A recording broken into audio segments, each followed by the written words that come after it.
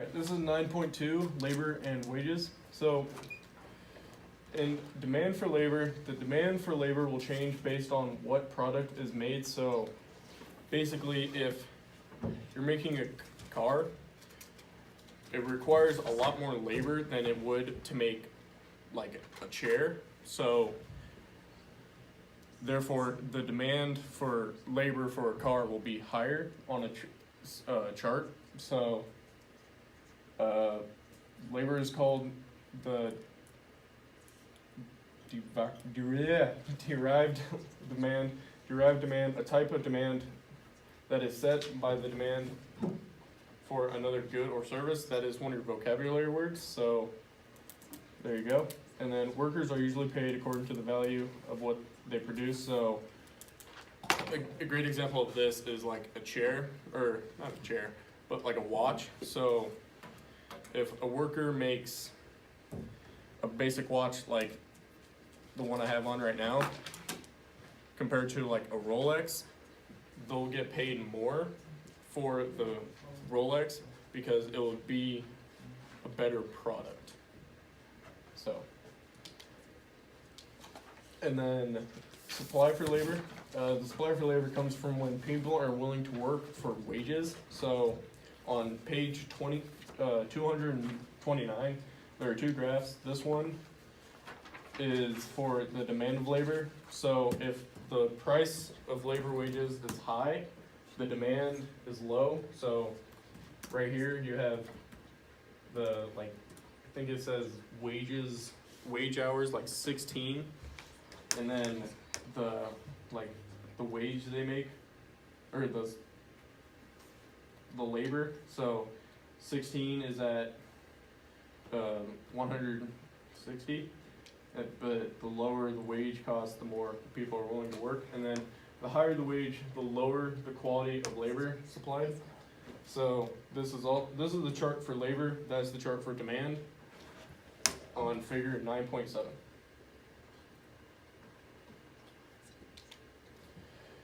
Wages and skill levels. So unskilled labor requires no specific skills. So like, or example of this is mostly farm work, to where unless you're running like the machines, majority of the time you're just going out there and picking like apples, tomatoes, and all this, to where it doesn't require that much skill to pull off a fruit or a vegetable off of a plant. And then the examples your book gives you are janitor, messengers, and most farm work, like I said, to where it doesn't require that much education, skill, or training. And then that's the picture that goes with it, the farm one. Semi-skilled labor requires minimal specialist skills, education, and training. This book examples are lifeguard, word professor, short order cooks, and many construction and factory works. Many construction and factory works I kind of disagree with in this scenario, because you will, because in some factories you have people where they mainly use machines for their job and it doesn't require a whole lot of skill.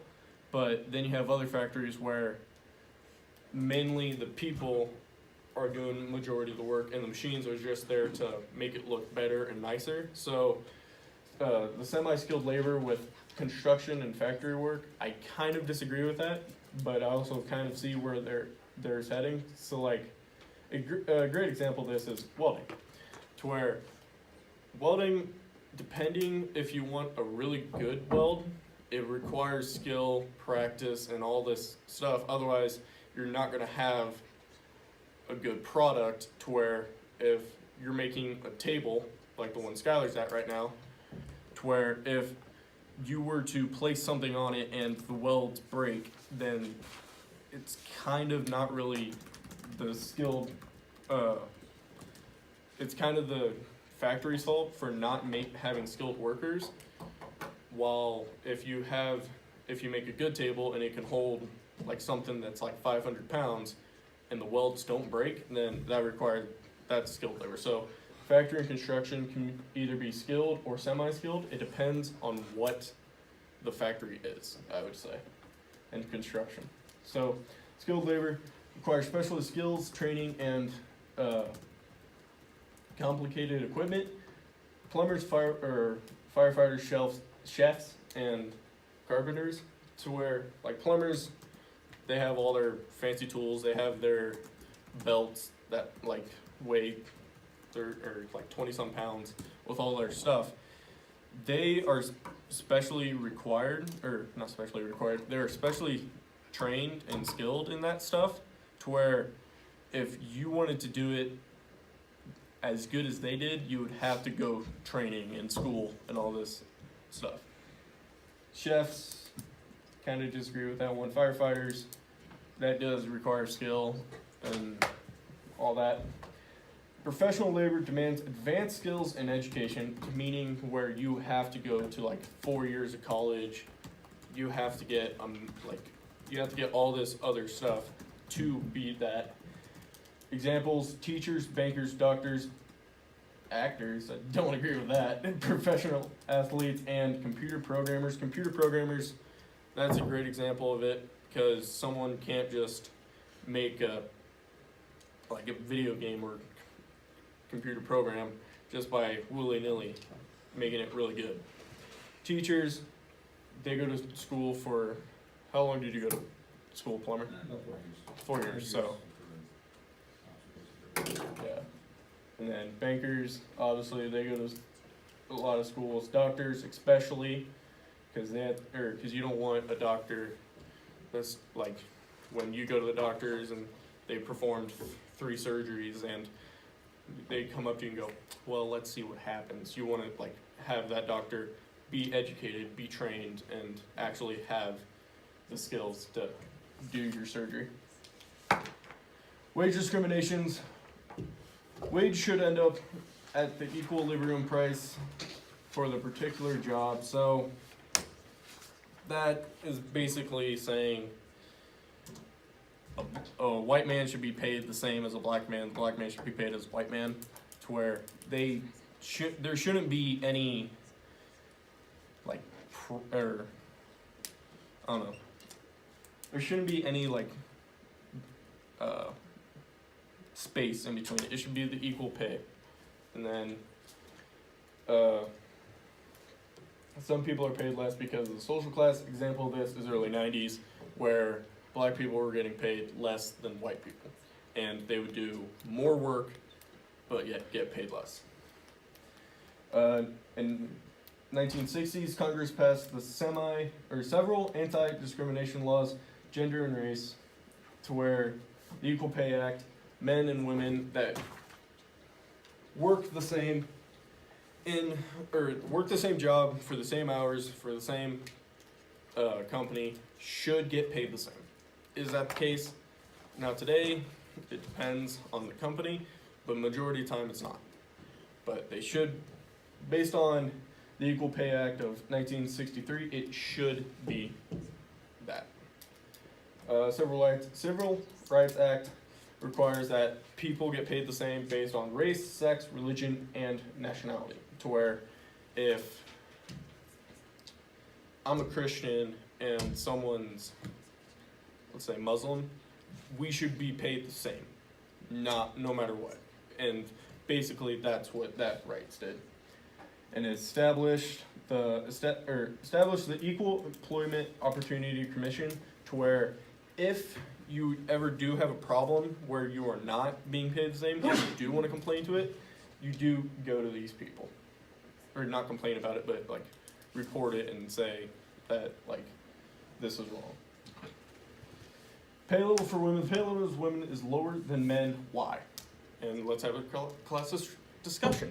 Cole, your name is Cole, right? I don't remember. Sorry. Remember you in electronics. But why do you think men get paid more than women?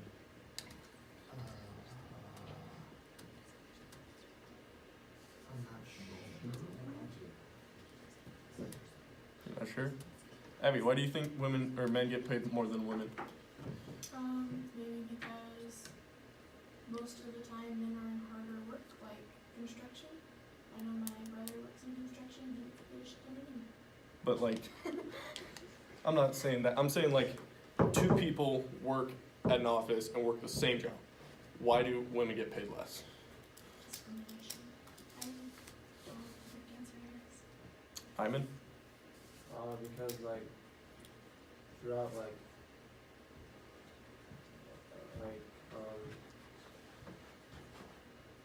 because throughout like human History? human history like women were always second and like men were always first. So I feel like I don't know. I really don't know. Yeah. Eric? Why do men get paid more than women for working the same job?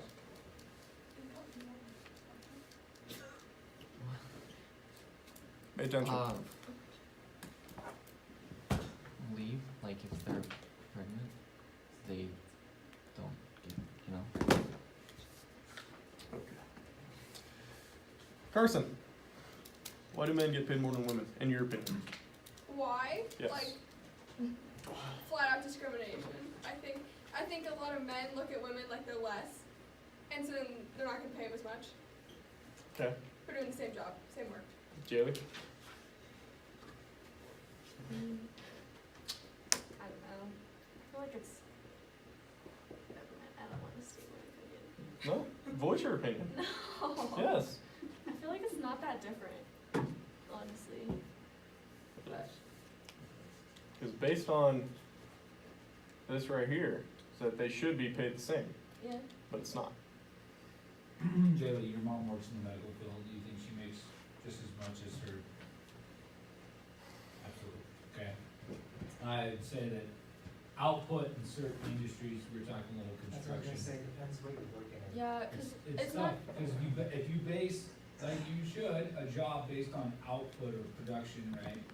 And one can produce more than the other person, even if it's a man versus a man. We don't have to look at gender. And let's say that Jaeger can do 30 pallets an hour, and I can only do 15. Why should we make the same amount of money? Well, We shouldn't. yeah. He's a more productive worker than I am, thus he should be paid more, Yeah. right? So there's certain industries where you should base it off of production levels rather than you're a male or And a like, female. that's how it is with my mom, so like, that's why I don't think it's, I mean, in other industries it probably is. Yeah, and just, I mean, I would not see it in like the medical field, No. especially if you're running your own practice, doing your own things.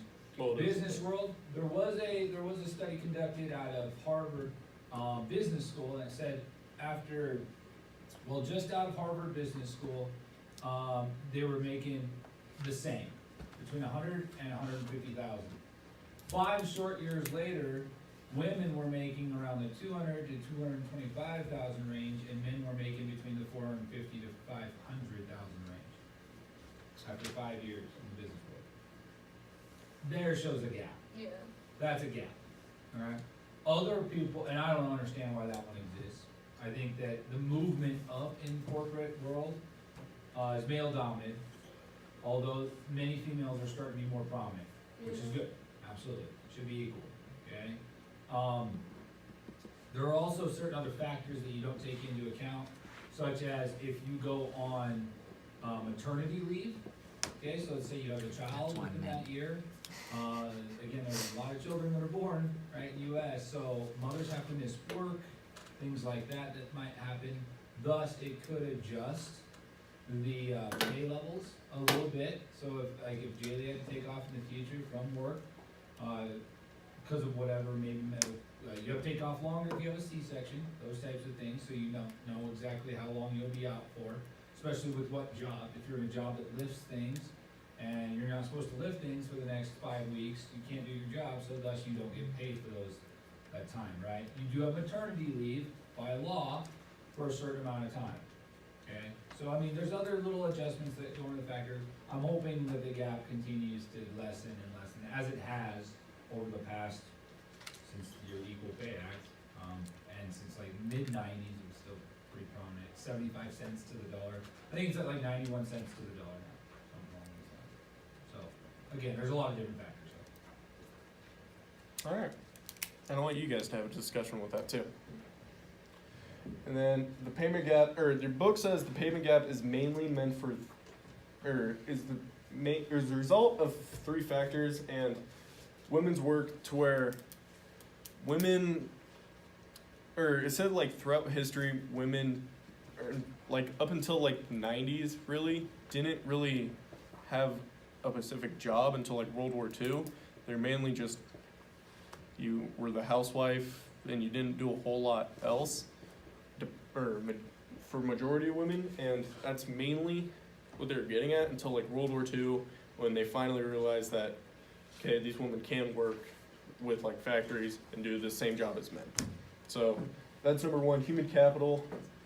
Women, I mean, kind of like Carson said, to where women are viewed less than men, sadly, and to where men in majority of the jobs are more valuable. So, and then women career paths is that the book says that women can only go to like, or should only go down like certain paths. And there are a lot of jobs where it's mainly women based, where like hair salons, you don't really see if you walk into a hair salon and you see a guy, it's a rare occasion working there, to where it's mainly women. So that like kind of jobs and whatnot. So safety laws. So, and the government passed or made OSHA, which Vocational Safety and Health Administration, to where if OSHA doesn't, or if you go against certain regulations, OSHA can come in and shut your thing down. I'm pretty sure they did it. Didn't they do it in Sydney? Pretty sure they did. Ask Hoffrock about it. Pretty sure he'll remember from Portner's. But OSHA, and then by holding down wages, the law lowers the employment cost. So that kind of, yeah. I don't really know how to describe that.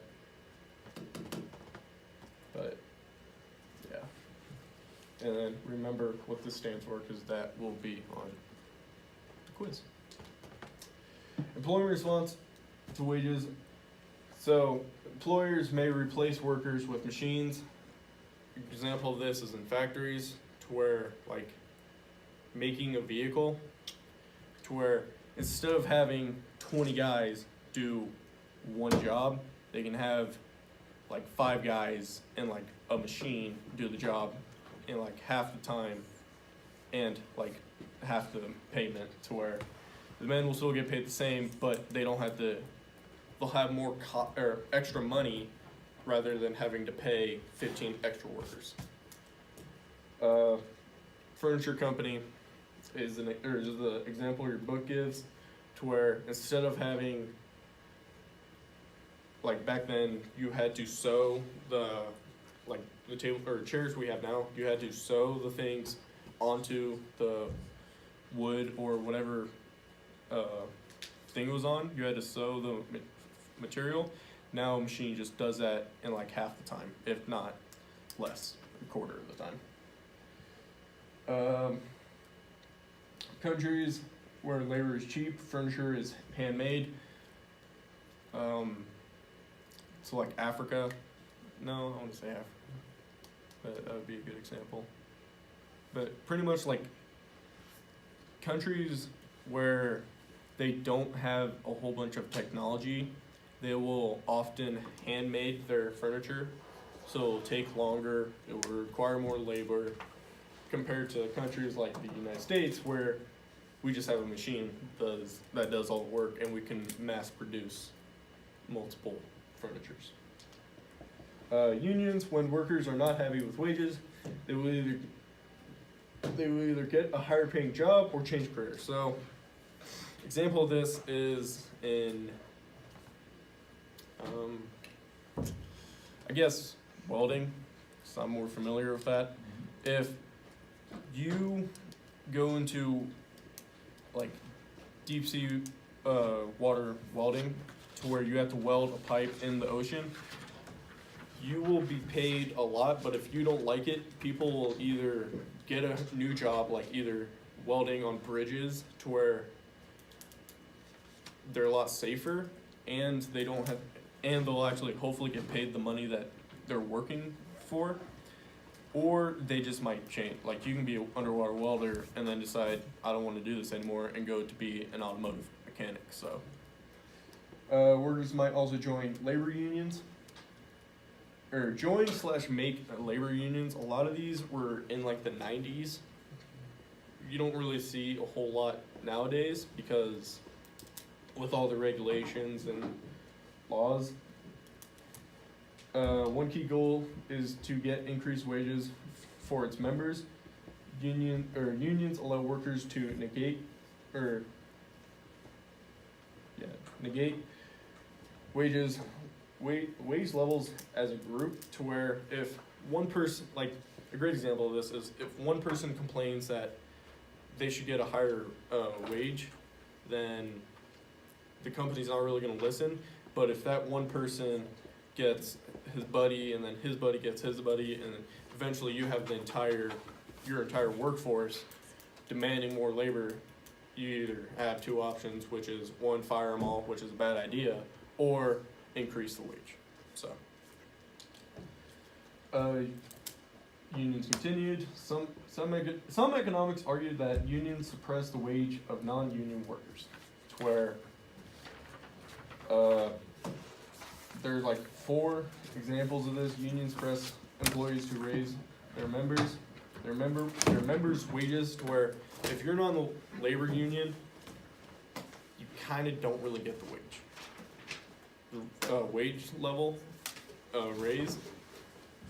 In like most cases, some cases you do, but most of the cases they only do it for that group. So, and then when wages go up, the quality of labor demand goes down, thus the number of union jobs decreases. To where, I mean, that's just pretty self-explanatory, I guess.